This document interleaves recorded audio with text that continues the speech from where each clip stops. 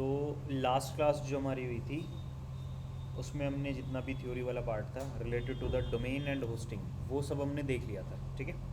तो अब हम नेक्स्ट क्लास की तरफ मूव ऑन करते हैं, या फिर उसी क्लास में ही हमारे पास कुछ और पॉइंटर है जिन पे हम डिस्कस कर सकते हैं, like AdSense approval and all.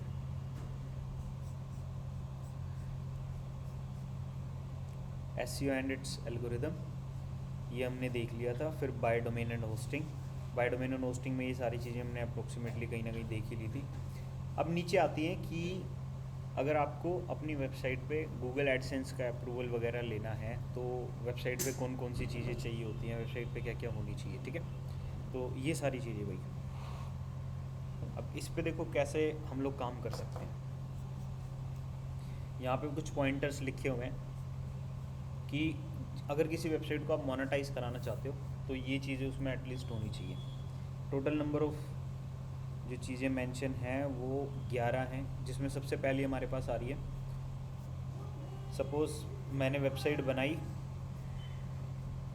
एक सेकेंड, दिलीप म्यूट कर लेना या ईयरफोन यूज़ कर लो।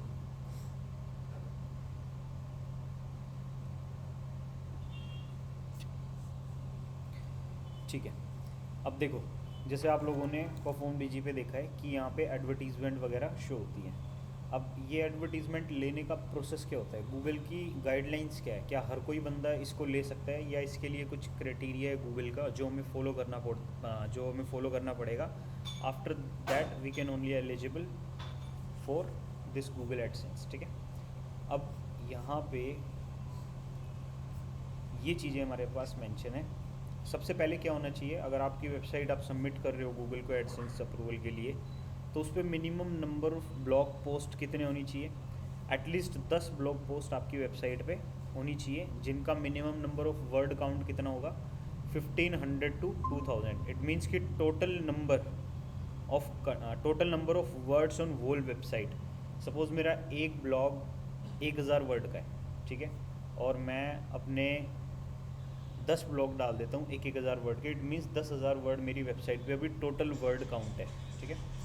तो हमें क्या करना है, दिलीप ईयरफोन लगा लो भाई। प्रिया तुम्हारे मैसेज आ रहे क्या? प्रिया रील देख रहे हो क्या तुम?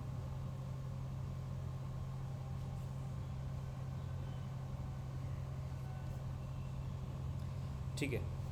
तो ओवरऑल वर्ड काउंट हमारी वेबसाइट पे कितना हो जाता है, 10,000 वर्ड, ठीक है। तो गूगल कहते हैं कि आपकी वेबसाइट पे अप्रॉक्सीमेटली 10 टू 15,000 वर्ड होने चाहिए। ऐसा है ना, गूगल की गाइडलाइंस पे बाकायदा कहीं लिखा नहीं हुआ कि ऐसा मैंडेटरी है होना, बट जो एक्सपर्ट रहे हैं जिन्होंने भी एडसेंस अप्रूवल लिया है ये उन्होंने फाइंड आउट किया है। लाइक किसी ने एक वेबसाइट पे ट्राई किया, दूसरी वेबसाइट पे, तीसरी वेबसाइट पे, चौथी वेबसाइट पे, तो उनको आइडिया लगता गया कि हाँ इस वेबसाइट में ये चीज़ थी, इस वेबसाइट में ये चीज़ थी, तो उसके बेसिस पे गूगल हमें अप्रूवल दे रहा है। फॉर एग्ज़ाम्पल मैंने अपनी एक वेबसाइट बनाई जिस पे मैं शायरी वगैरह देता हूँ। अब क्या हुआ, शायरी वाली वेबसाइट पे ना 1000 वर्ड का कंटेंट लिखना इम्पॉसिबल है, ठीक है, क्योंकि वहाँ पे तो बस इक्की दुक्की शायरी होती है एंड दैट्स इट। वो तो कुछ लाइनों के अंदर ख़त्म हो जाती है। आप उससे ऊपर अगर इंट्रोडक्शन पैराग्राफ देना चाह रहे हो तो ठीक है, और इसके अलावा अगर आपको उसका टाइटल एंड पूरा पेज ऑप्टिमाइजेशन करना है आप सब कुछ कर लो, लेकिन मेन चीज़ है कि उस पेज का जो कंटेंट है वो उतना लेंथी नहीं हो सकता, ठीक है। स्टिल उस वेबसाइट को क्या मिल रहा है, एडसेंस का अप्रूवल मिल रहा है, ठीक है। ऐसे ही फिर मल्टीपल वेबसाइट्स, जैसे डिजिटल प्रोडक्ट की कोई वेबसाइट है जो रिव्यू प्रोवाइड करती हैं। हाँ, रिव्यू हमारे कई बार लेंथी चले जाते हैं, बट कुछ लोग हैं ना उसको एक टेबल की फॉर्मेट में रिव्यू दे देते हैं, ठीक है, या फिर कुछ लोग उस पेज में एक अपना ऑडियो या वीडियो लगा के छोड़ देते हैं, तो वहाँ पे भी कंटेंट वगैरह हमारे पास नहीं होता। स्टिल उन वेबसाइट को भी एडसेंस का अप्रूवल मिल जाता है, ठीक है। सर अभी हम हाँ, एडसेंस के अप्रूवल की बात कर रहे हैं, एसईओ की बात कर रहे हैं? अभी हम एडसेंस के अप्रूवल की बात कर रहे हैं कि गूगल किन वेबसाइट्स को एडसेंस का अप्रूवल देता है, ठीक है।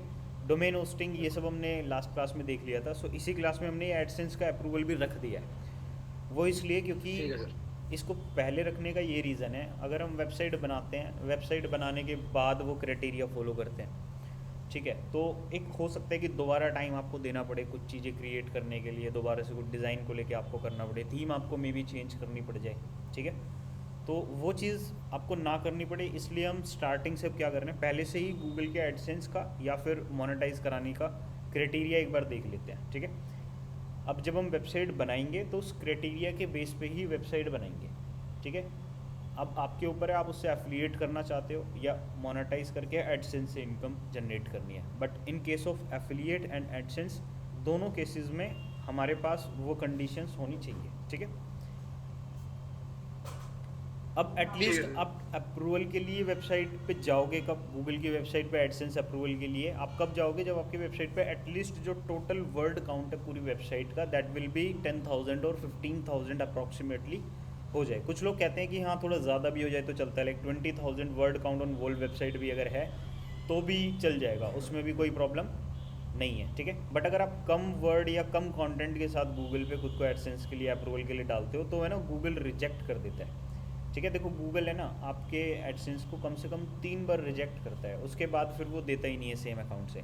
मतलब मैंने सेम अकाउंट से अपनी वेबसाइट को एक बार अप्रूवल के लिए डाला, गूगल एडसेंस ने उसको रिजेक्ट कर दिया, फिर मैंने उसको दोबारा डाला, उसने फिर से रिजेक्ट करा, दोबारा डाला, तो तीसरी बार से ज़्यादा अगर रिजेक्ट किया तो मेरी वेबसाइट फिर पूरी तरीके से पेनल्टी में आ जाएगी, मेरे को फिर अप्रूवल नहीं मिलेगा। लेकिन अगर मेरे को पहली बार में मिल जाता है, दूसरी बार में मिल जाता है तो ठीक है। अब इसमें क्या होगा, आप डालोगे कब? जब आपके 10,000, 15,000 या 20,000 वर्ड पूरी वेबसाइट पे कहीं ना कहीं कवर हो चुके हैं, चाहे वो आपने शॉर्ट कंटेंट में कवर करें, चाहे वो आपने लॉन्ग कंटेंट में कवर करें। इट कैन बी पॉसिबल आप 5-5 हज़ार वर्ड के 2 ब्लॉग डाल दो, आपको 2 ब्लॉग के साथ भी गूगल एडसेंस का अप्रूवल मिल जाए, जस्ट बिकॉज ऑफ क्योंकि आपने 10,000 15,000 जो वर्ड का क्राइटेरिया था आपने कंप्लीट कर दिया है, ठीक है। फिर सेकंड क्राइटेरिया हमारे पास आता है इसमें कि must buy custom domain name. देखो कुछ लोग हैं ना सब डोमेन्स के ऊपर काम करते हैं, लाइक मैं ब्लॉग स्पॉट पर अगर अपनी वेबसाइट बना लूँ और एक सब डोमेन पे काम करूँ तो may be Google AdSense approval लेने में मेरे को प्रॉब्लम हो, क्योंकि जो स्पैमर्स होते हैं वो बैकलिंक्स बनाने के लिए बहुत सारे सब डोमेन अपने जनरेट करके रखते हैं, जस्ट बिकॉज ऑफ ये फ्री होते हैं, इसके लिए आपको कोई अलग से कॉस्ट नहीं देनी, तो वो बहुत सारे सब डोमेन अपने क्रिएट कर लेते हैं बैकलिंक्स के लिए। और कई बार क्या होता है कुछ कुछ सब डोमेन बस लोग सीखने के लिए बनाते हैं, प्रैक्टिस के लिए बनाते हैं, डेमो कंटेंट वहाँ पे दुनिया भर का डालते हैं, कॉपीराइट कंटेंट वहाँ पे दुनिया भर का डालते हैं, कुछ चीज़ स्टोर करने के लिए उसको अपना एक प्लेटफॉर्म की तरह यूज़ करते हैं। तो गूगल जो है ना सब डोमेन को कह सकते हैं उतनी प्रायोरिटी नहीं देता, या फिर उसको लेके उतना सीरियस नहीं है कि हाँ ये एक मोनेटाइजेशन का मेथड हो सकता है। कुछ लोग हैं जो वहाँ पर ढंग से काम करते हैं, ठीक है, तो उनको एडसेंस अप्रूवल मिलता भी है। इवन मैंने खुद देखा है कि ब्लॉगर पे कुछ लोग काम करके एडसेंस अप्रूवल ले रहे हैं। देखो ब्लॉगर क्या है वो मैं दिखा देता हूँ। वो ब्लॉगर जो है वो गूगल का एक प्लेटफॉर्म है जहाँ पे आप फ्री में अपनी वेबसाइट या एक ब्लॉग वेबसाइट बना सकते हो, ठीक है, लेकिन उसके अंदर बहुत सारी फंक्शनैलिटी नहीं होती, उसमें काफ़ी लिमिटेड ऑप्शन आपके पास अवेलेबल होते हैं। जैसे वर्डप्रेस है उसी तरीके से ब्लॉगर भी है, वैसे ही शॉपिफाई भी है, वैसे ही विक्स भी है, बहुत सारे हैं। तो ब्लॉगर किसका प्लेटफॉर्म है? ब्लॉगर है गूगल का प्लेटफॉर्म। अब मैंने आप लोगों को कुछ दिन पहले एक वेबसाइट दिखाई थी जिसमें हम सेल्फी का डिस्कस कर रहे थे। अब देखो मेरे पास यहाँ पे ब्लॉगर पे ऑलरेडी मेरा अकाउंट बना हुआ है, ठीक है, तो इसमें जो डोमेन होते हैं ना वो बेसिकली कैसे होते हैं? सब डोमेन वाले डोमेन होते हैं। मतलब मेरी वेबसाइट की आइडेंटिटी क्या होगी? वो एक सब डोमेन की आइडेंटिटी होगी। लाइक मैं इस पेज को अगर प्रीव्यू करके देखता हूँ तो यहाँ पे आप देख सकते हो जो डोमेन नेम है वो कैसा है, वो है performdigi.blogspot.com। इट मीन्स सब डोमेन पे ये काम हो रहा है, ठीक है। और इसमें ना बैकएंड हमारा ये है, जैसे वर्डप्रेस होता है वैसे ही ब्लॉगर का बैकएंड ये है। यहाँ से हम नई पोस्ट डालते हैं, लाइक पोस्ट है, आपको न्यू पोस्ट क्रिएट करनी है आप कर सकते हो। अगर आपने मोनेटाइज करा रखा है तो यहाँ से आप एडसेंस की अर्निंग भी यहीं इसी प्लेटफॉर्म से ही चेक कर सकते हो। वर्डप्रेस में जैसे थीम इंस्टॉल होती है, सेम यहाँ पे भी थीम इंस्टॉल होती है, ठीक है। तो लोग क्या करते हैं, लोग आते हैं इन प्लेटफॉर्म को यूज़ करते हैं, यहाँ पे फ्री में अपनी वेबसाइट बनाते हैं, कह सकते हैं प्रैक्टिस के लिए, या फिर वो ब्लॉगर जो इन्वेस्ट करके नहीं करना चाह रहे फॉर द स्टार्टिंग, वो डायरेक्ट कुछ बनाना चाह रहे हैं वो भी। लेकिन मैंने बता दिया प्रॉब्लम आएगी कहाँ पे, यहाँ पे जब आप लोग ये चीज़ देखोगे performdigi.blogspot.com। हालांकि ब्लॉगर से आप अपना खुद का कस्टम डोमेन भी कनेक्ट कर सकते हो अगर आप लोग चाहो तो, ठीक है, लेकिन थोड़ा सा रहता है कि ब्लॉगर वाले बंदों को या फिर सब डोमेन वाले बंदों को कम चांसेस है अप्रूवल मिलने के। बट अगर होस्टिंग की या सर्वर की बात करें तो भाई देखो गूगल का सर्वर है तो आप समझ जाओ सर्विस भी बेस्ट होगी। अब अगर मैं अपनी इस पेज को जिसमें ये इतनी सारी इमेजेस लगी हुई हैं, ठीक है, और इसको अगर मैं न्यू इनकॉग्निटो टैब पे सर्च करता हूँ तो आप देख सकते हो कि मतलब कितनी जल्दी मेरे पास ये पेज ओपन हो रहा है, ठीक है। तो इसकी जो होस्टिंग होती है वो काफ़ी सही है।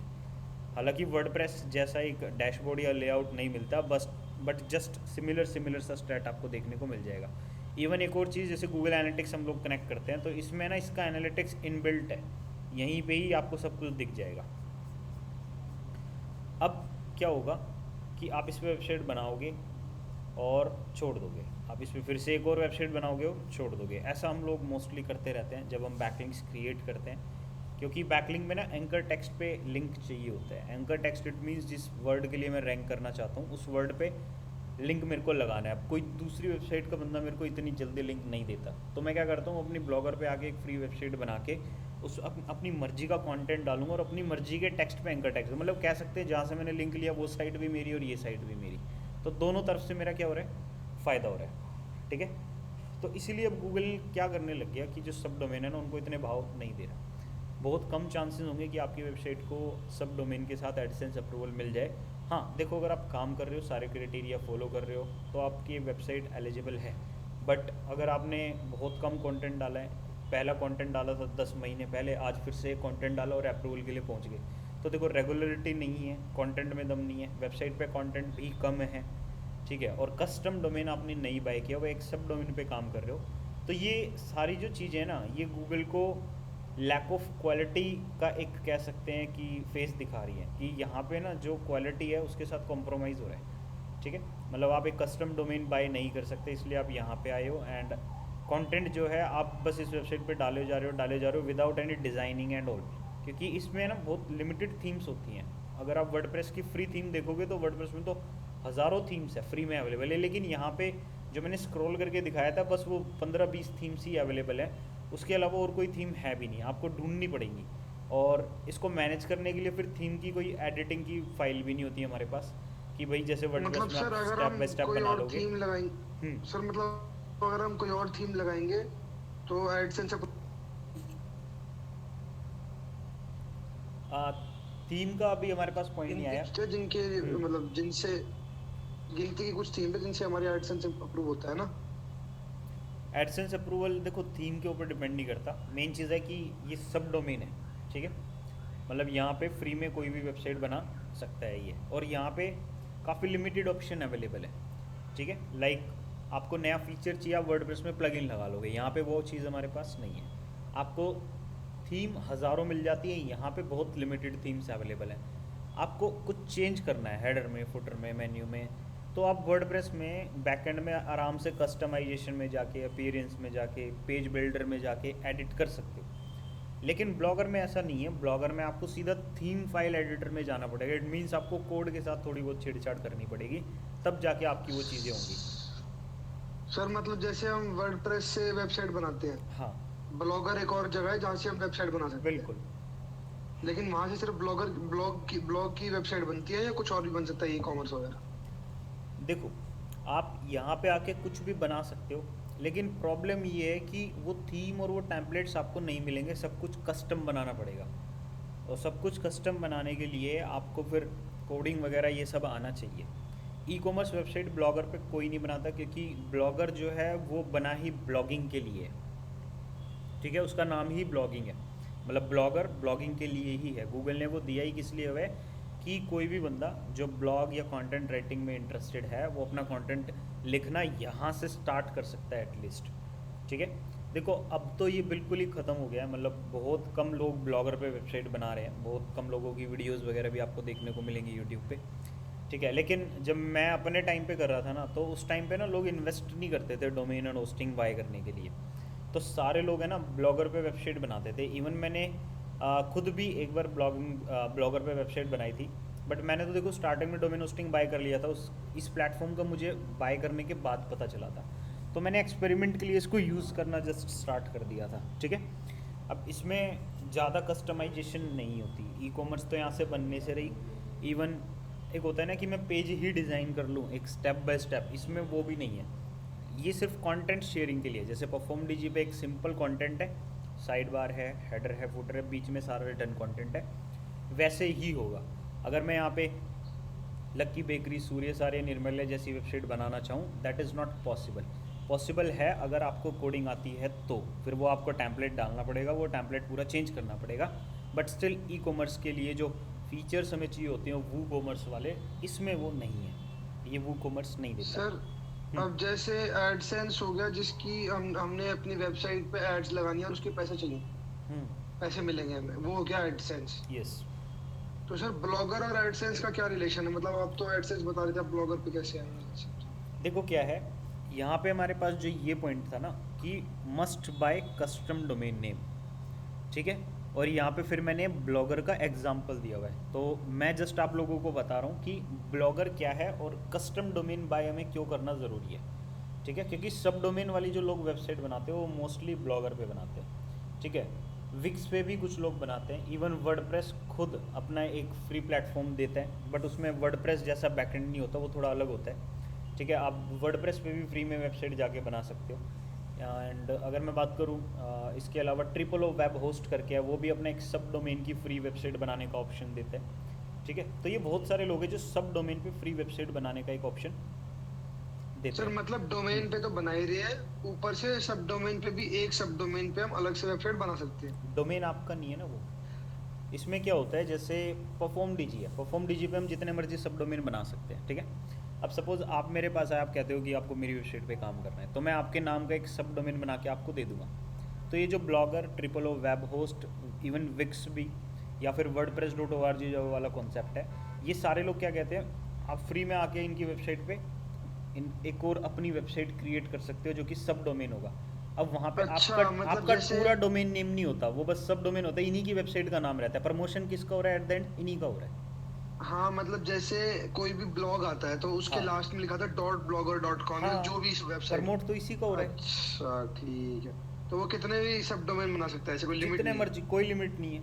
आप नई नई ईमेल लेके आओ, जितने मर्जी बना लो, उन्होंने तो ओपन सोर्स कर रखा है। देखो पहले क्या होता था, पहले ना गूगल के पास कंटेंट नहीं था, अब तो दुनिया भर का कंटेंट गूगल के पास अवेलेबल है रिटर्न में। पहले गूगल के पास इतना कंटेंट ही नहीं होता था। अब 2014-15 वाले बंदों से पूछोगे ना एसईओ क्या था, वो कहते भाई एसईओ कुछ था ही नहीं, ठीक है। उस टाइम पे जो ब्लॉगर बंदे थे वो कहते थे कि अगर हम कुछ भी डालते हैं ना, वो अगले हफ्ते पेज पे आ जाता है, फर्स्ट पेज पे रैंक होना स्टार्ट कर देता है, क्योंकि कंपटीशन ही नहीं है, कोई कंटेंट ही नहीं है। तो गूगल ने ये फ्री प्लेटफॉर्म बना दिया था कि भाई गूगल को चाहिए कंटेंट, तो अब लोगों को फ्री में ब्लॉगर ये एक प्लेटफॉर्म देना स्टार्ट कर दो। ब्लॉगर को मैं इसलिए एक्सप्लेन कर रहा हूँ जस्ट बिकॉज ऑफ ये गूगल का प्लेटफॉर्म है, आपको इसके बारे में पता होना ज़रूरी है। अदर जो सोर्सेज हैं उनका मैंने इतना आपको नहीं बताया, जो हमारे पास वर्डप्रेस का है, वेब होस्ट का है, विक्स का है, जहाँ पे फ्री में बनाते हैं, उनका मैंने आपको एक्सप्लेन नहीं करा, बट ब्लॉगर को एक्सप्लेन किया बिकॉज ऑफ ये गूगल का ही प्लेटफॉर्म है, ठीक है। तो गूगल इसको लेके आया था कि लोग ज़्यादा से ज़्यादा कंटेंट डालना, शेयर करना स्टार्ट करें, और उसके अंदर ही फिर मोनेटाइजेशन का ऑप्शन भी उसने दिया, ट्रैफिक को एनालाइज करने का भी ऑप्शन दिया कि यूज़र को सब वहीं के वहीं दिखता रहे। एक कंटेंट लिखने वाला बंदा जो ज़्यादा टेक्निकल नहीं है, वो इस प्लेटफॉर्म को यूज़ करके एटलीस्ट ब्लॉगिंग स्टार्ट कर सकता है, कंटेंट लिखना स्टार्ट कर सकता है। उससे गूगल का फ़ायदा होता है। गूगल का फ़ायदा क्या होगा, उसको ज़्यादा कंटेंट मिलेगा, उसके पास ज़्यादा रिजल्ट होंगे लोगों को दिखाने के लिए, ठीक है। प्रमोशन तो एट द एंड गूगल का ही हो रहा है भाई। अब क्या होता है कि अब ठीक है गूगल, सर। हाँ, कुछ डाउट भाई? नहीं सर ठीक है। अब गूगल है ना इन वेबसाइट पे अप्रूवल भाई नहीं दे रहा है, ठीक है। सब डोमेन वाली वेबसाइट्स पे गूगल नहीं दे रहा अब? हाँ, बहुत मतलब रेयर है कि दे दे, क्योंकि स्पैम अब एडसेंस के ज़्यादा लिए होने ना? लग गया है। एडसेंस के लिए ना? बिल्कुल। ठीक वेबसाइट तो आप जाके बना लो, आप कुछ भी कर लो वहाँ पे, लेकिन मोनेटाइजेशन का जो ऑप्शन है वो बहुत लिमिटेड कर दिया है। सब डोमेन वाली वेबसाइट पे अब वो नहीं दे रहा है, आपका बार बार रिजेक्ट ही होता रहेगा। है। और सर जिनको पहले दे रखा है उनसे ले लिया? नहीं, ऐसा कुछ नहीं है।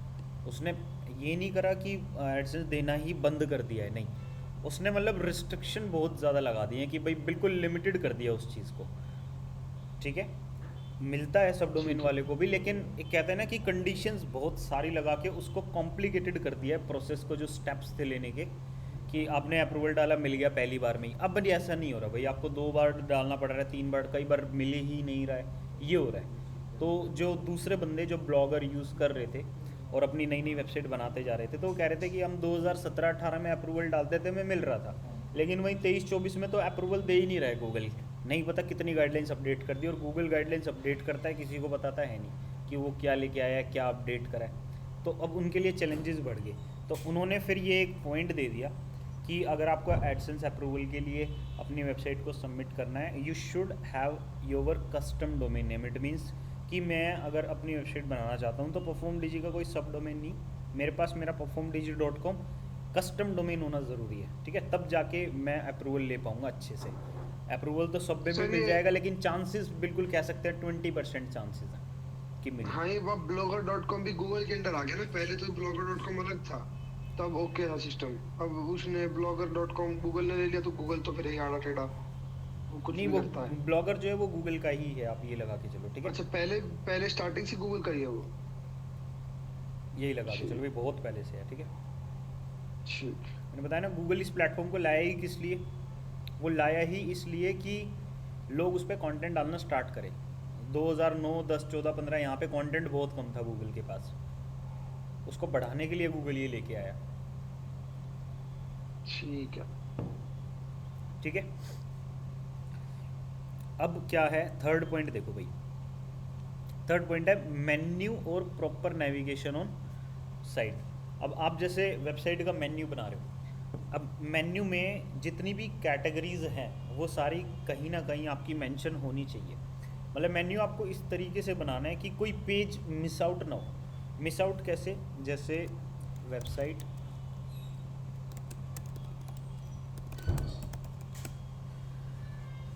इमेजेस देख लेते हैं,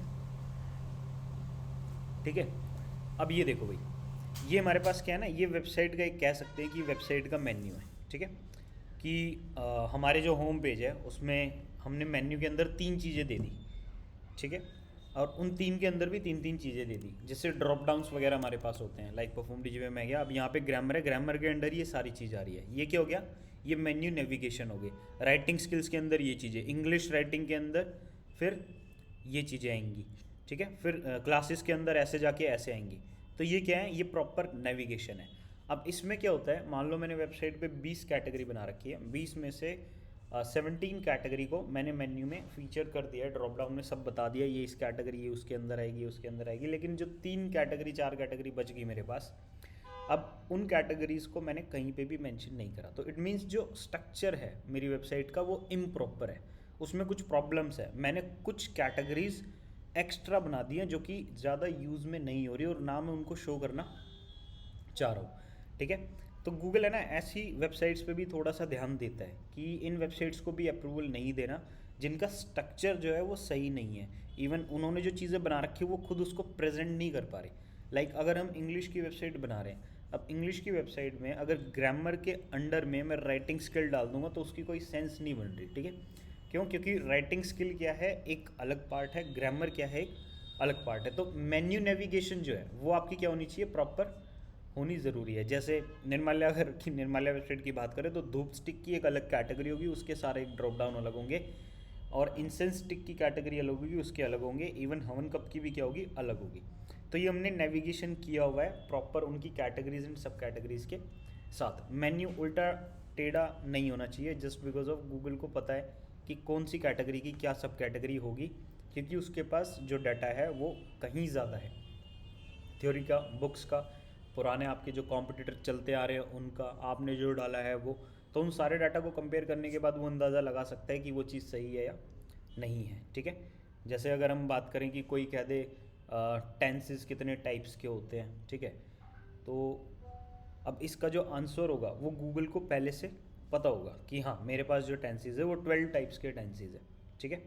अब उनमें कौन कौन से टाइप है वो भी गूगल को पहले से पता है। आपके नए कंटेंट डालने से वो चीज़ चेंज नहीं हो जाएगी। हाँ, आपने अगर कुछ ई कॉमर्स प्रोडक्ट की अगर हम केस में जाएं, ये तो हो गया खैर जो यूनिवर्सल कंटेंट है। अगर हम ऐसी कंडीशन में जाएं जहाँ पे आपने बिल्कुल यूनिक प्रोडक्ट लेके आया है तो वो मे बी गूगल के लिए अलग चांसेस हो सकता है। लेकिन ई कॉमर्स वेबसाइट वाले बंदे कभी भी एडसेंस के लिए ट्राई नहीं करते, क्योंकि उनको अर्निंग जो करनी होती है वो ई कॉमर्स से करनी है, वो एडसेंस से नहीं करनी, ठीक है। तो अब वापस से यहाँ पे आते हैं और इस कॉन्सेप्ट को समझते हैं कि मेन्यू नेविगेशन जो है आपको उल्टा सीधा नहीं करना, क्योंकि गूगल के पास जो ऑलरेडी डाटा है, आज तक की जो भी उसकी नॉलेज है, जो भी इसका आर्टिफिशियल इंटेलिजेंस है, उसको पता है कि कौन सा पार्ट कहाँ पे आने के लायक है, या फिर आपने किसी पार्ट को कितना डीप दिया हुआ है। जैसे बायजूस की अगर बात करें तो देखो उसका स्ट्रक्चर और नेविगेशन जो मेन्यू का है वो कितना ज़बरदस्त है, ये देखो, अब बायजूस की वेबसाइट पे NCERT solution for class 12th physics है, ठीक है। अब ये तो इसकी वेबसाइट पे अवेलेबल है, बट इसने उसको नेविगेट कैसे करा, इसने उसका पाथ कैसे बनाया, इसने उसकी प्लेसमेंट कैसे दी अपनी वेबसाइट में, किस पार्ट का सब पार्ट, फिर सब पार्ट का कोई मेन पार्ट, फिर मेन पार्ट का सबसे जो हम कह सकते हैं फाइनल जो मदर पेज है हमारा, तो वो कैसे उसने स्टेप बाय स्टेप नेविगेट करा है। गूगल इस चीज़ पे भी बड़ा ध्यान देता है, ठीक है, क्योंकि एक प्रॉपर वेबसाइट ही अपने प्रॉपर स्ट्रक्चर को समझती है। और जो क्रॉलर्स है, क्रॉलर्स जो हैं वो स्टेप बाय स्टेप चलते हुए आगे बढ़ते हैं, ठीक है। आप क्रॉलर्स को जिस वे में भेजोगे वो उस डायरेक्शन में जाएंगे। अब मान लो कि आपने उनकी डायरेक्शन ही उल्टी सीधी कर दी, लाइक ये जो था आपने ये वाला पार्ट एनसीईआरटी सॉल्यूशन का पार्ट आपने कहीं जाके क्लासेस के अंदर घुसा दिया, ठीक है, तो ये भी बिल्कुल मतलब गूगल के लिए ये हैक्टिक हो जाएगा इसको सॉल्व करना, क्योंकि बॉट्स ने इधर से उधर घूमते रहेंगे, ठीक है। सपोज़ वो यहाँ से गए एंड यहाँ पे उसको समझ आ गया कि ठीक है ये वाली चीज़ उसको इधर मिलेगी, बट अगर यही सेम चीज़ मैं दोबारा से कहीं मेन्यू में कहीं और भी मेंशन कर दूँ, तो क्रॉलर है ना आपका सर्कल बना देंगे, वहीं पे घूमते रहेंगे आपकी वेबसाइट पे, इस पेज से उस पे उस पे उस पे उस पे उस पे। तो गूगल के लिए कंफ्यूजिंग हो गया कि अब कौन सा पेज इंपॉर्टेंट है, कौन से पेज पे कितना लिमिटेड कंटेंट दिया गया है, ठीक है। तो अब वो चैलेंज फेस करेगा और फिर वो वहाँ से या तो क्विट कर देगा या फिर आपके पेज को इंडेक्स नहीं करेगा, जस्ट बिकॉज ऑफ उसको आपकी वेबसाइट का स्ट्रक्चर समझ नहीं आ रहा है ढंग से कि आपने किस वे में उसको दिया हुआ है, ठीक है। ये काफ़ी ज़रूरी हो जाता है जब हम बड़े लेवल पे काम करते हैं, मतलब जब हम 100 कैटेगरी 150 कैटेगरी या फिर अगर बात करें 500 या 1000 कैटेगरीज के ऊपर काम करते हैं, क्योंकि वहाँ पे हमें देखना होता है हम किस कैटेगरी में कितना डीप जा रहे हैं, ठीक है, उस कैटेगरी की कितनी सब कैटेगरीज हम लोग बनाते जा रहे हैं। अब ऐसा नहीं होना चाहिए कि एक सब कैटेगरी दूसरी सब कैटेगरी के कंटेंट से मैच कर रही है और एक ही ब्लॉग दोनों कैटेगरीज के अंदर जा रहा है, वरना तो क्रॉलर्स जो हैं गूगल के वो वहीं गोल गोल चक्कर लगाना स्टार्ट कर देंगे, ठीक है, कि वो इस पोस्ट से यहाँ पे आएगा, फिर से इधर आएगा, फिर से इधर आएगा, फिर से आपने सर्कल बना दिया। ये स्टेप बाय स्टेप इनका एक एंड होना चाहिए कि ये यहाँ पे आते आते ये भाई यहाँ पे ख़त्म हो गया, ठीक है। तो क्रॉलर्स को भी ये पता होना ज़रूरी है और फिर गूगल उसी अकॉर्डिंग आपकी रैंकिंग भी डिसाइड करेगा या फिर एडसेंस का अप्रूवल भी उसी बेसिस पे देगा कि हाँ ये वेबसाइट एक रेपुटेटेड वेबसाइट है। अब नेक्स्ट हमारे पास आता है site must have mandatory pages.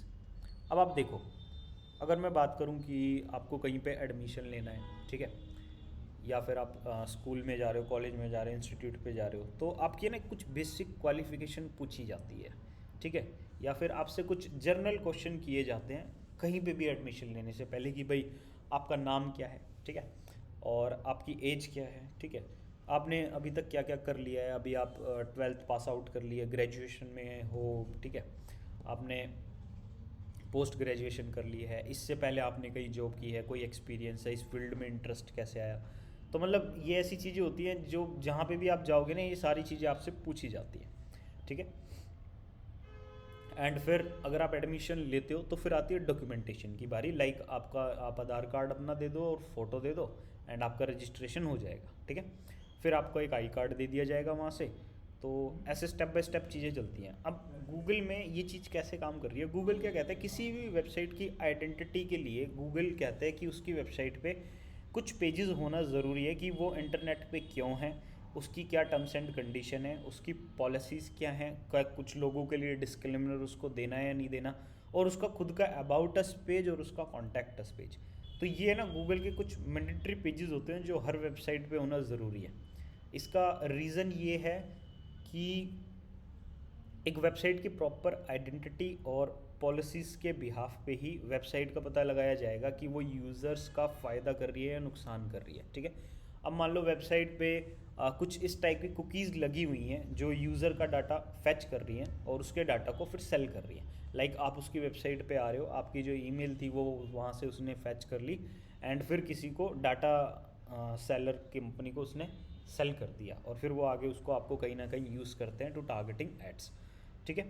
तो ये भी भाई कुछ लोग करते हैं। तो इसमें क्या होता है जब हम अपनी वेबसाइट को यूज़ करने के लिए यूज़र के लिए टर्म्स कंडीशन का पेज बनाते हैं, प्राइवेसी पॉलिसी का पेज बनाते हैं, एक डिस्क्लेमर का पेज बनाते हैं। डिस्क्लेमर का पेज बेसिकली होता है कि अगर हम एफिलिएट यूज़ कर रहे हैं तो उसमें बताते हैं कि हम एफिलिएट यूज़ कर रहे हैं, आप अगर लिंक पे क्लिक करोगे तो हमें कमीशन मिलेगा।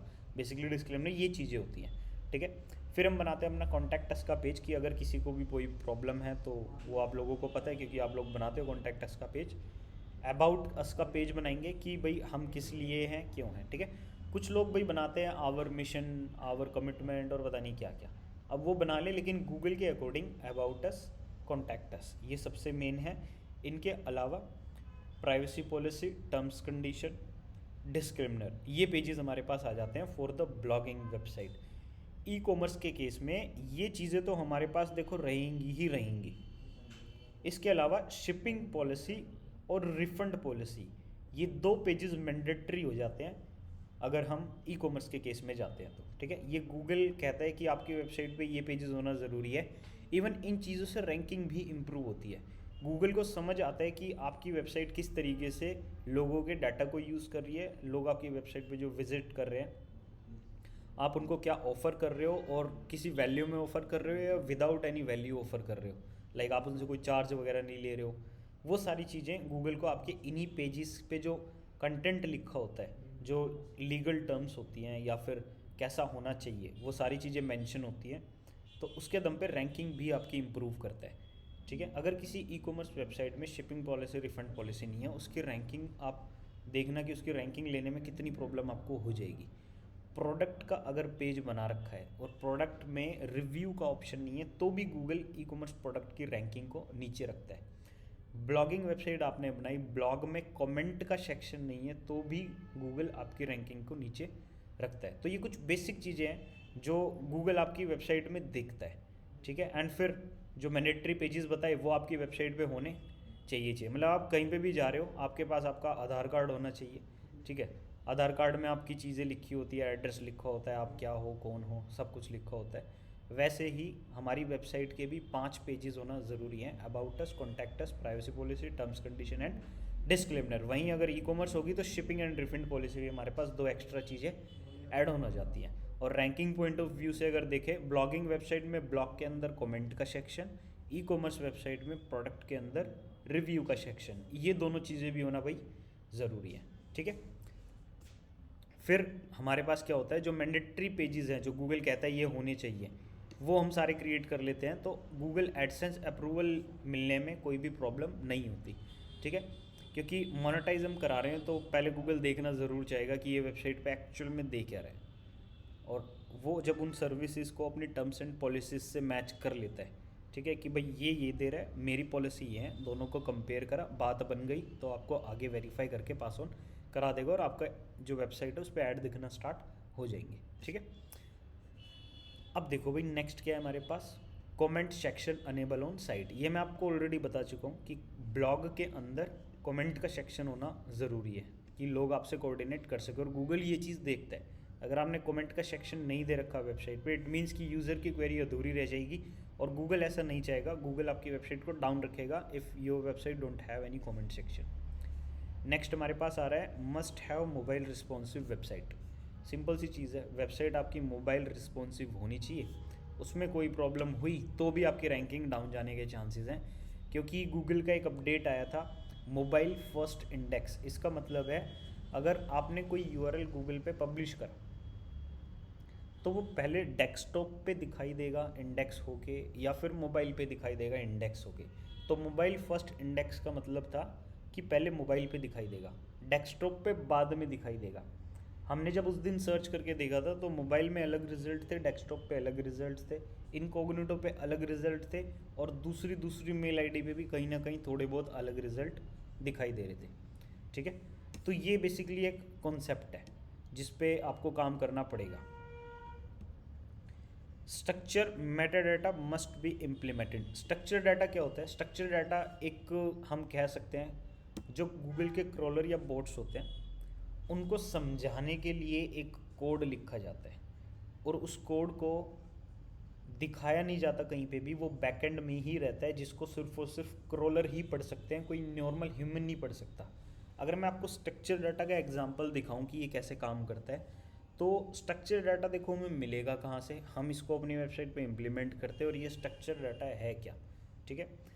स्ट्रक्चर डाटा क्या है, इसकी ज़रूरत पड़ती क्यों है, ये समझ लेते हैं। देखो, अगर मेरी वेबसाइट पे अलग अलग टाइप का कंटेंट अवेलेबल है, या फिर मैं अपनी वेबसाइट पे कोई जॉब पोस्ट की फैसिलिटी दे रहा हूँ, मैं अपनी वेबसाइट पे कोई गेस्ट पोस्ट की फैसिलिटी दे रहा हूँ, मैं अपनी वेबसाइट पे किसी टाइप की लिस्टिंग आइटम दे रहा हूँ, ठीक है, तो इस चीज़ में गूगल को नहीं पता कि कौन सी चीज़ कहाँ पे लिखी हुई है, और जो लिखी हुई चीज़ है वो एक्चुअल में क्या है। ठीक है, लाइक मैंने अपनी वेबसाइट बना रखी है, एक जॉब पोस्टिंग वेबसाइट, जहाँ पे कंपनी वाले आके अपनी जॉब्स डालते हैं, और फ्री जो पीपल हैं जिनको जॉब की नीड है वो आके अपना रिज्यूम डालते हैं। ठीक है, अब जो पीपल जिनको नीड है वो आके देखते हैं ना, कंपनी का नाम क्या है, कंपनी मेरे को सैलरी कितनी दे रही है, कंपनी को एक्सपीरियंस कितना रिक्वायर्ड है, कंपनी में ऑलरेडी कितना स्टाफ है, तो मतलब वो सारी चीज़ें वहाँ पे लिखी होती हैं जो उसकी डिस्क्रिप्शन में। अब देखो, गूगल को नहीं पता भाई कि ये कंपनी का नाम है, कंपनी की सैलरी ये है, कंपनी ये दे रही है वो दे रही है, गूगल को नहीं पता। गूगल जस्ट एक क्रॉलर, एक बॉट है। उसके अकॉर्डिंग क्या है, उसके अकॉर्डिंग तो वो एक सिंपल पैराग्राफ है, उसको नहीं पता वो सैलरी अमाउंट लिखो, उसके लिए तो वो एक नंबर है। गूगल को नहीं पता ये कंपनी का एड्रेस है, उसके लिए वो एक सिंपल टेक्स्ट है।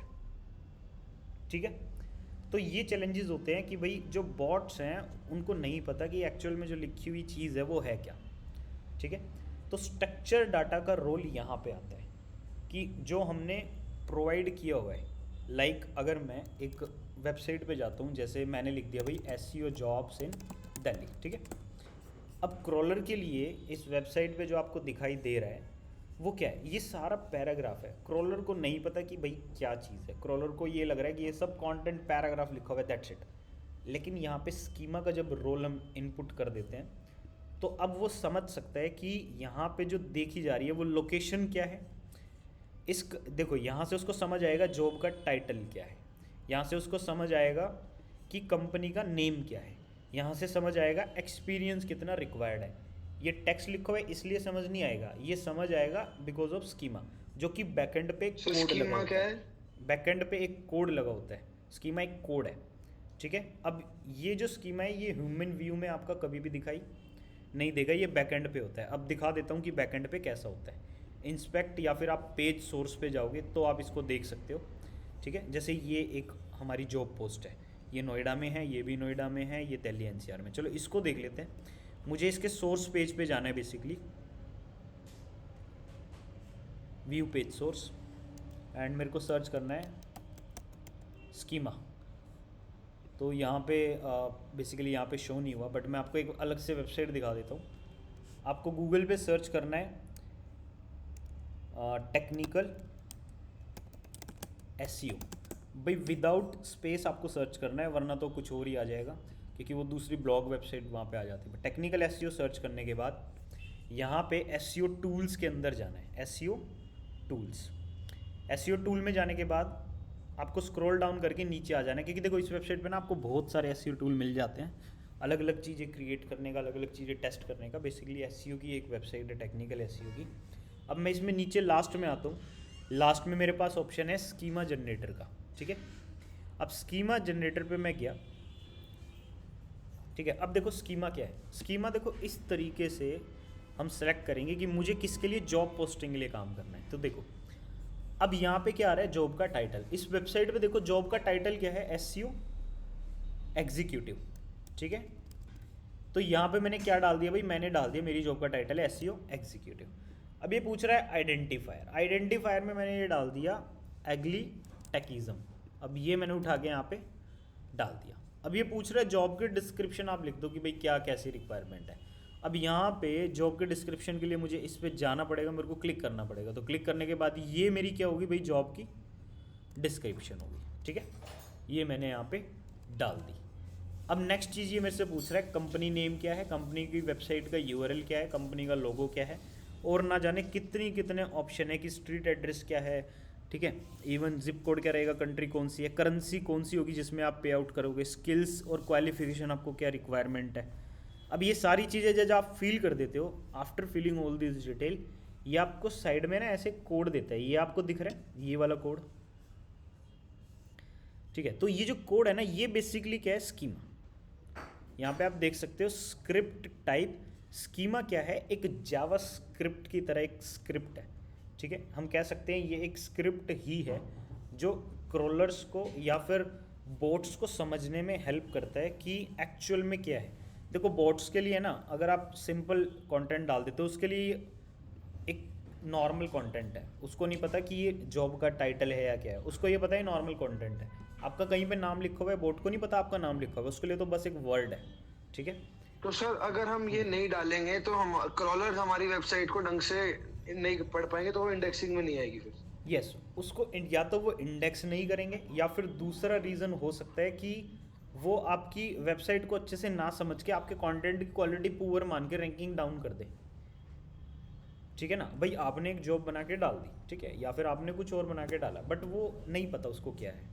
सपोज आपने FAQ डाल दिया, क्वेश्चन कौन सा, आंसर कौन सा है, बोर्ड को नहीं पता। बोर्ड को ये पता है कि एक लाइन यहाँ लिखी है, दूसरी लाइन यहाँ लिखी है, उसको नहीं पता आपने क्वेश्चन पूछा है, उसको नहीं पता आपने आंसर दिया। उसके लिए तो वो एक कंटेंट है, बस एक पैराग्राफ, एक ऐसी लाइन लिखी हुई, सिंपल एकदम, ठीक है।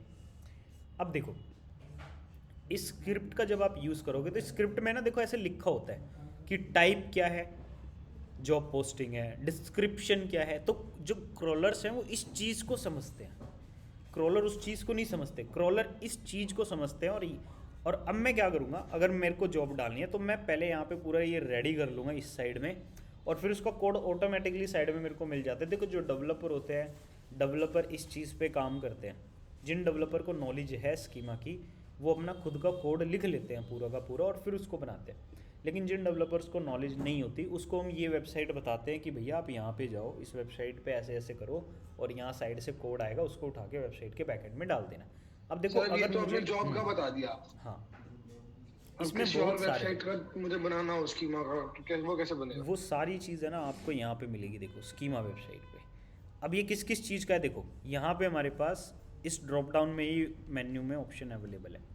आपको FAQ बनाना है, आप उसका सिलेक्ट कर लो, हाउ टू क्वेश्चन से रिलेटेड है। जॉब पोस्टिंग तो ये हो गया, लोकल बिजनेस, ठीक है। मान लो आपकी वेबसाइट पे कहीं पे फ़ोन नंबर लिखा है, बोट्स को नहीं पता वो फ़ोन नंबर है, उसके लिए तो जस्ट एक नंबर लिखा हुआ है। आपके ऑफिस का एड्रेस लिखा हुआ है, आपकी कंपनी के पैकेजेस लिखे हुए हैं, आपकी सर्विसेज के पॉइंटर्स लिखे हुए हैं, नहीं पता भाई क्या लिखा हुआ है, बोट्स को नहीं पता।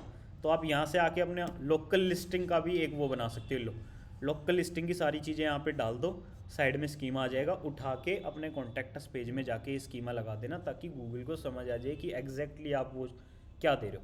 आपने देखा होगा ना, पीपल ऑल्सो आस्क में गूगल क्वेश्चन और आंसर देता है। जैसे मैंने सर्च करा डिजिटल मार्केटिंग, ठीक है, तो यहाँ पे देखो ये क्या आ रहा है हमारे पास, पीपल ऑल्सो आस्क आ रहे हैं, ठीक है। अब ये चीज़ कहाँ से आई होगी आप सोचो। इस वेबसाइट वाले ने ना अपनी वेबसाइट पे स्कीमा मार्कअप यूज़ किया है। गूगल जिससे समझ पा रहा है कि ये एक क्वेश्चन है और ये उसका आंसर है। समझ आ रहा है? मतलब ये जो वेबसाइट ओनर था blog.hubspot.com, इन्होंने अपनी वेबसाइट पे स्कीमा यूज़ किया जिससे गूगल को समझ आ गया that is the question and here is the answer. ये स्कीमा हेल्प करेगा। अब मुझे ये स्कीमा लगाना कैसे है वेबसाइट पे, उसको देख लेते हैं। अगर मुझे कस्टम लगाना है तो सबसे एक अच्छी चीज़ जो हमारे पास है कि मेरे को स्कीमा नहीं लगाना। क्यों? जस्ट बिकॉज ऑफ जो हम SEO के प्लगइन यूज़ कर रहे हैं वो ऑलरेडी हमारा स्कीमा मैनेज कर रहे हैं। हमारे लिए प्लस पॉइंट है अगर हम वर्डप्रेस यूज़ कर रहे हैं, हमें स्कीमा लगाने की ज़रूरत नहीं है। रीज़न, ऑलरेडी यूज़ हो रहा है बैकएंड में।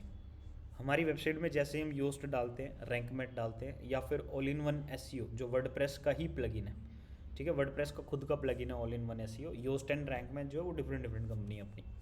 तो ये लोग क्या कर रहे हैं, अपना कुछ अलग लेके चल रहे हैं, ठीक है।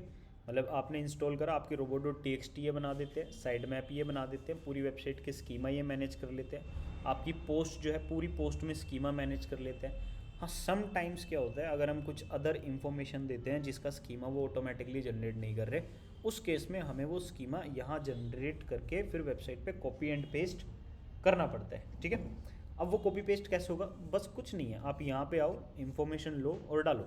जैसे जब हम ब्लॉग बना रहे होते हैं ना, उसके बीच में FAQ आते हैं, तो हम लोग उसका वो जो है रैंकमेट प्लगइन में हमारे पास ऑप्शन है कि मैं बता सकता हूँ कि भाई ये मेरे पास स्कीमा है, मतलब मैं वहीं की वहीं उसको बता सकता हूँ ये क्वेश्चन आंसर है। बट योस्ट के अंदर ये ऑप्शन नहीं है। तो योस्ट में हम क्या करेंगे, यहाँ पे इस वेबसाइट पे आके FAQ मैंने सेलेक्ट कर लिया। अब क्वेश्चन में उसको दे दूंगा कि क्या, व्हाट इज़ डिजिटल मार्केटिंग, ये मेरा क्वेश्चन है और ये मेरा क्या है, आंसर है।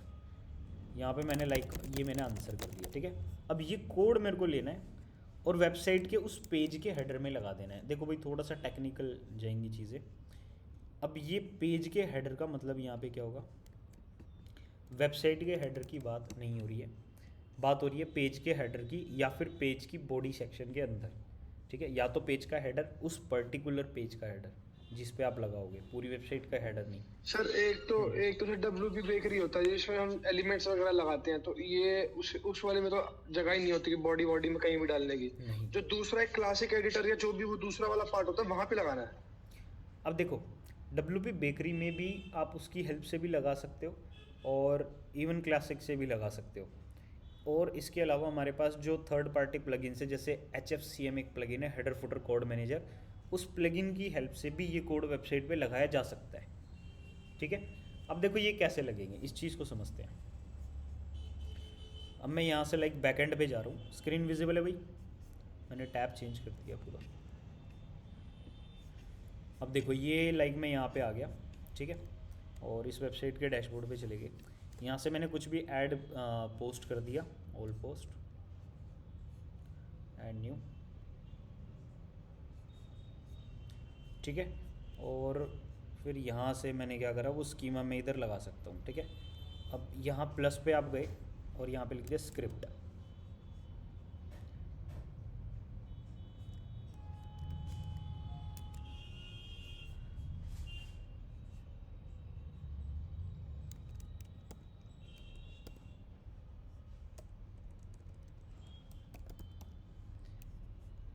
कस्टम HTML और यहाँ पे आप उसको डाल दो, डेट सेट, ठीक है। और फिर आप अपना यहाँ पे कुछ भी काम कर सकते हो और इसको प्रीव्यू करके देख लेते हैं। अब आप देख रहे हो मैंने यहाँ पे क्या किया था, टाइटल डाला, कंटेंट डाला, टेस्ट लिखा, बट आप यहाँ पे देखो कि मेरे को कुछ दिखा, मेरे को तो टाइटल दिखाई दिया और दूसरा टेस्ट दिखाई दिया, जो बीच का कंटेंट था वो गायब हो गया। क्योंकि ये जो स्क्रिप्ट होती है, ये script basically only for the boats, not for the human beings को ये जो पोस्ट है दिखाई नहीं देती। ये सिर्फ और सिर्फ जो गूगल के क्रॉलर या बोट होते हैं उन्हीं को दिखाई देगी, वही इसको रीड करेंगे बैक एंड में, ये फ्रंट एंड के लिए नहीं होती, ठीक है। और आपको इसी तरीके से इसको कोड के अंदर या स्क्रिप्ट के अंदर लगाना है। रो HTML में लगाओगे ये तब भी रन कर जाएगी, उस पेज में आप कहीं पे भी लगा सकते हो, ऊपर नीचे, मतलब आपने क्वेश्चन और आंसर लिख दिया, फिर वो स्क्रिप्ट लगा दी, दैट्स इट, ठीक है। तो ऐसे ही काम करना है। अब देखो नेक्स्ट पॉइंटर क्या आता है हमारे पास। नेक्स्ट पॉइंटर भी हमारे पास website loading speed and performance, ये भी एक रैंकिंग फैक्टर है। अगर हम बात करें एडसेंस के लिए भी एक अप्रूवल फैक्टर है। वो क्यों है, क्योंकि जो एड्स होते हैं वो थोड़े हैवी होते हैं, क्योंकि कई बार वीडियो ऐड आते हैं और कई बार हमारी वेबसाइट पे जो बैनर वाली ऐड होती है उसमें भी इमेजेस जो होती हैं वो कई बार GIF के साथ होती है, तो लोड में जो है वो थोड़ा टाइम लगता है। और HD क्वालिटी की एड्स होती हैं तो वो और ज़्यादा टाइम लेंगी। और सबसे जो मेन चीज़ है, जो ऐड लगती है वो स्क्रिप्ट बेसिस पे लगती है। अब जो स्क्रिप्ट होती है वो लोड करती है आफ्टर पेज लोड, ये एक सबसे इम्पॉर्टेंट पॉइंट है। जो स्क्रिप्ट होती है वो लोड करेंगी after page load. It means कि जब आपका पेज लोड हो जाएगा, आफ्टर दैट आपकी जो एडसेंस वाली स्क्रिप्ट है वो लोड होंगी, मतलब पहले पेज लोड होगा फिर आपकी ऐड लोड होंगी। अब ये ना डिफरेंस आ गया यहाँ पे, ठीक है, मतलब पहले पेज लोड होने में आपके 2-3 सेकंड लगेंगे, फिर एक ऐड को लोड होने में अपना टाइम लगेगा। तो वेबसाइट की जो परफॉर्मेंस है या फिर वेबसाइट की जो स्पीड है वो अच्छी होनी ज़रूरी है, वरना पेज को अगर ओपन होने में 10 सेकंड लग रहे हैं तो सोचो ऐड कभी ओपन होगी, वो तो 20-25-30 सेकंड बाद ओपन होगी। इतने में तो यूज़र आएगा, देख दाख के निकल लेगा। इससे क्या होगा, आपका जो एडसेंस का रेवेन्यू है वो कम जनरेट होगा। परफॉर्म DG पे मैंने ये चीज़ फेस करी है। देखो क्या हो रहा था, मैंने सिंपल शेयर्ड होस्टिंग लगा रखी थी परफॉर्म DG पे, तो जो CTR था मेरा बहुत कम था। CTR क्या होता है, क्लिक थ्रू रेट, मतलब कितने लोग देख रहे हैं, कितने लोग उस ऐड के ऊपर क्लिक कर रहे हैं। फिर मैंने क्या करा, मैंने एक बंदे से बात करी कि भाई मेरा जो CTR है ना वो 1%, 1.3, 1.5 इतना ही परसेंट आता है, उससे ज़्यादा परसेंट जा ही नहीं रहा।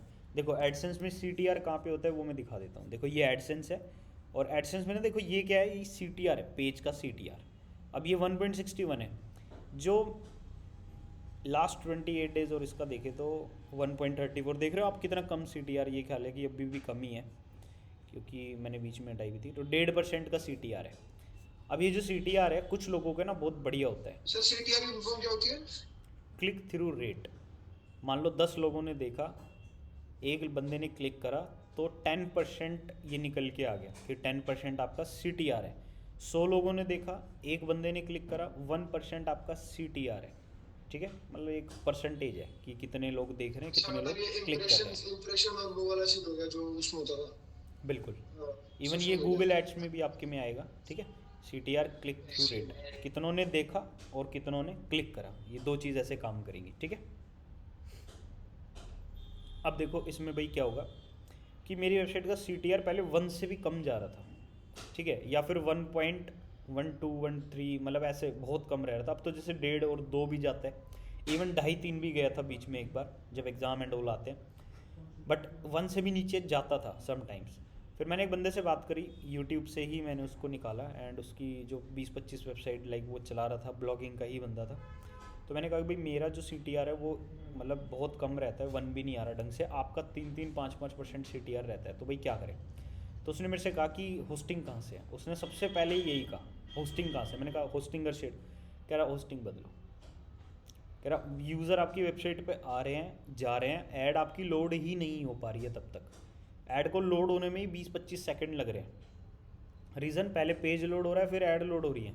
उनको जब तक लोड होने में टाइम लग रहा है तब तक तो यूज़र आके भी वेबसाइट से निकल जा रहे हैं। ठीक है, सर बहुत। एक आपने जो पिछली बार वो बताई थी क्या नाम था उसका, एक आपने तरीका बता रहे दूसरी लैंग्वेज थी अच्छा, जिससे लोग क्या नाम है रिएक्ट, उसका? रिएक्ट और .NET। हाँ रिएक्ट, हाँ हाँ। तो अगर आप उससे करते हैं तो उससे भी नहीं होगा कुछ? देखो, आप वेबसाइट की स्पीड तो इम्प्रूव कर दोगे, लेकिन जो स्क्रिप्ट है वो भी तो लोड हो रही है ना, उनकी स्पीड आप कैसे इम्प्रूव करोगे। आपका सर्वर फास्ट होगा तभी तो चीज़ें वर्क ऑन करेंगी ना। ठीक है। ऐड को भी तो लोड होने में टाइम लग रहा है, आप सोचो, है कि नहीं। हालांकि जो एड्स हैं वो गूगल की हैं, ठीक है, बट आपकी वेबसाइट के डाटा के बेसिस पे आपके सर्वर से ही होके कहीं ना कहीं चीज़ें आ रही हैं। ठीक है, ठीक है तो अब सर्वर ही स्लो होगा, वेबसाइट फास्ट है, तो ऐड तो लोड होने में भी टाइम लगेगा। अब ये एक चैलेंज है, तो उसके लिए हमें फास्ट होस्टिंग लेनी पड़ती है। फिर मैंने उठा के होस्टिंगर की जो क्लाउड होस्टिंग थी वो ले ली, जिसमें मेरे पास रैम एंड ऑल काफ़ी सही आ गई, और फिर मेरी वेबसाइट का जो CTR है वो 1.5% या उससे ज़्यादा रहने लग गया। ठीक है, बहुत ज़्यादा नहीं रहा, क्योंकि हमारी जो एजुकेशन वेबसाइट है उस पर ना साफ दिखता है, पता चलता है कि हाँ ये ऐड है और ये कंटेंट है, मतलब यूज़र्स को पता है। और ऐसा भर भर के ऐड हम लोग नहीं लगाते, बहुत लिमिटेड ऐड होती हैं, एक दो ऐड ऊपर होगी, एक दो नीचे होगी, मतलब दैट्स इट। ऐसे नहीं कि कंटेंट के बीच में भी 3-3, 4-4 ऐड लगा रखी है कि यूज़र को बस ऐड पे क्लिक करवाना है, ऐड पे क्लिक कर, ऐड पे क्लिक कर, ऐड पे क्लिक कर। भाई वो चीज़ हम लोग नहीं करते हैं। ठीक है, एक पेज पे 3 या 4 ऐड से ज़्यादा हम लोग नहीं देते हैं, चाहे पेज की जितनी मर्जी लेंथ हो। वरना कुछ लोग क्या करते हैं, 5 या 6 हज़ार वर्ड का कंटेंट लिखते हैं और उस पूरे पेज में हर 200-300 वर्ड के बाद एक ऐड, एक ऐड, एक ऐड, एक ऐड इंसर्ट, और फिर पूरी वेबसाइट की जो हेडर होता है, साइड बार होता है, फुटर होता है, कमेंट सेक्शन का पहला, पिछला, अगला पार्ट, मतलब उन सारी जगहों पे ऐड प्लेस कर देते हैं। ठीक है, सर 5-6 हज़ार में उनको क्लियर कैसे मिलते हैं एडसेंस से? क्या चीज़? 5-6 हज़ार में उनको एडसेंस का अप्रूवल कैसे मिलता है? 5-6 हज़ार वर्ड के ब्लॉग में, वो तो अच्छी चीज़ है ना कि आपने एक हाँ जी। डिटेल कंटेंट दिया है, पूरा मतलब पूरा रिसर्च करके एक डिटेल टॉपिक पे आपने कंटेंट लिख दिया। सर आपने 10-1 हज़ार कहा था शायद पहले। पॉसिबल है भाई, उससे भी ज़्यादा लेंथी होते हैं, मैंने देखे हैं।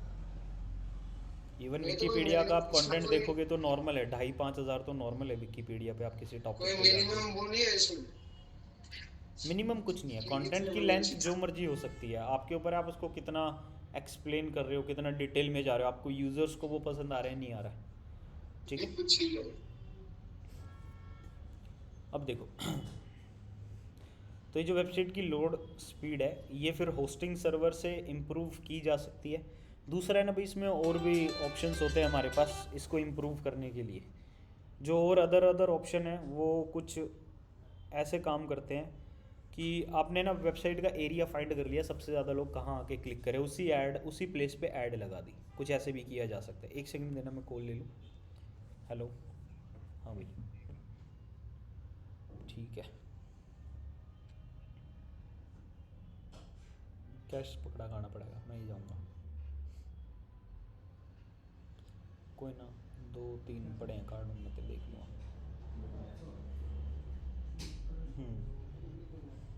ठीक है।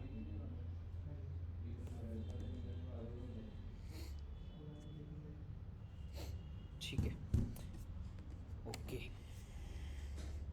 तो देखो भाई, अरे यार, हेलो, हाँ हाँ हाँ, कोई दिक्कत ना है, ठीक है।